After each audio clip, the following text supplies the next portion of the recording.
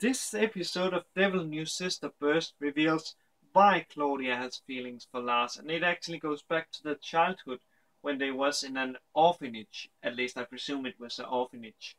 And one day some demon came and took it over by force and then tore it down.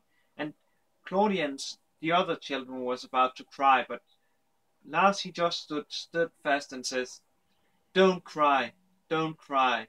We are gonna get strong." And what he means with that is that they are gonna get strong enough to come back one day and take back the orphanage, or what's there is on that ground. So there's no reason to cry over it. Plus they also have each other, so they didn't really lose anything other than the building. So yeah, I can understand why Claudia likes him. However, the reason why she was concerned was that he was fighting for the enemy, so she thought that he may have become as corrupted as the council, which I will explain more about later. So let's get into the fight between Lars and Maria. Let's just say Maria in her lolly form doesn't have a chance against Lars. So she enters her adult form, which I presume is like there's no limit on her power. However, even with this much power, the issue is that she isn't using this adult form a lot, so she actually doesn't know how to use all of her power, and therefore she loses to Lars, even though she may be stronger than him. So yeah, and I like Lars because even though the crowd screams, "Kill her, kill her, kill her," he fires off a magic ball that almost destroys the barrier that basically protects the crowd from getting hit by the magic attacks from the contestants. And he tells them that it is up to him if he want to kill or not.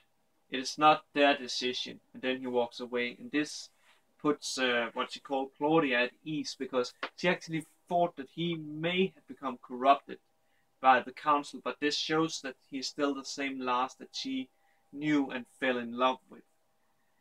Then we get into the next fight, or before that we actually have some really interesting development for Yuki, because she has actually been struggling with basically deciding if it's okay for, or to be more exact, she has actually been struggling with the feelings that she really want to pursue Basara, but she's not sure if it's proper because it looks like him and Maou is together.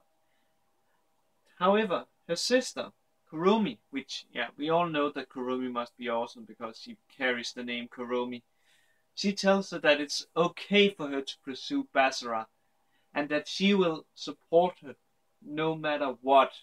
So yeah, and I feel sorry for Kurumi in this fight against Asmorat, because even though he seems nice and gives her the hand, it's actually only so he can place a false medallion that makes Kurumi thinks that they have captured Basara, and that if he is to lose Asmara, the Basara is getting killed.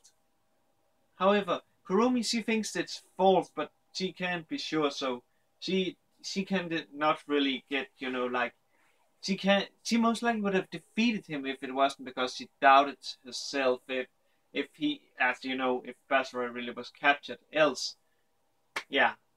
But she loses to him, and she would have been killed by Admiras if Zest hadn't interfered.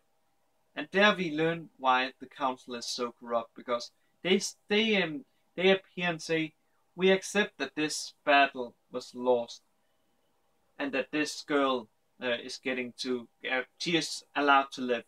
However, the condition is that Zest is disqualified because she actually interfered with the official match before it was decided."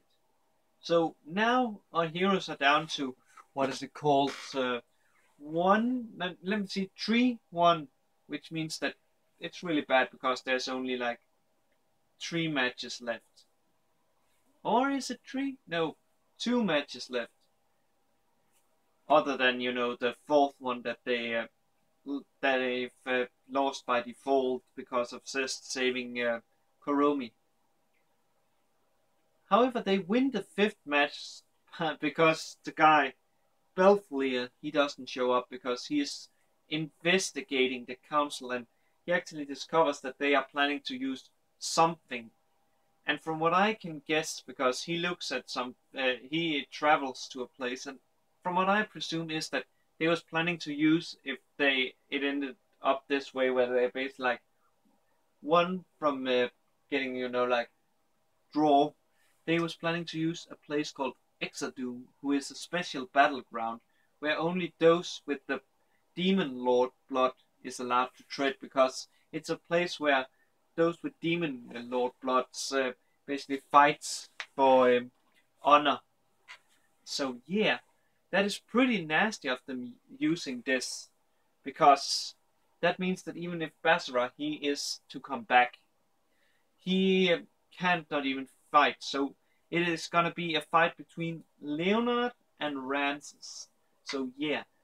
However, there's one thing left to talk about before I end this review, and that is Belphegor. He is no match for Basra. He is actually getting killed by Basra. But at first it seems like he actually won, because he stabbed Basra.